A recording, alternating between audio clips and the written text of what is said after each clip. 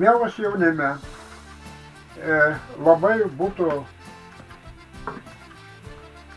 gera ir gražu, jeigu jūs galėtumėt spalio 11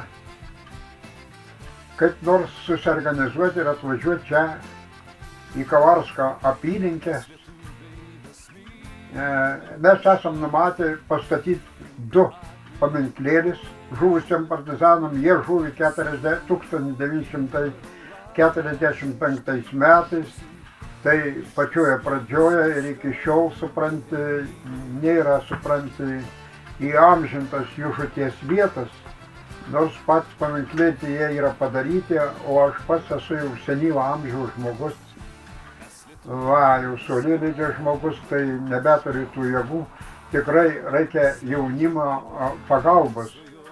O jaunimas tai yra mūsų tautos ir bažnyčios ateitis, reiškia. Kokį turėsim jaunimą, tokią turėsim Lietuvą, tokią turėsim bažnyčią katalikų Lietuvoje.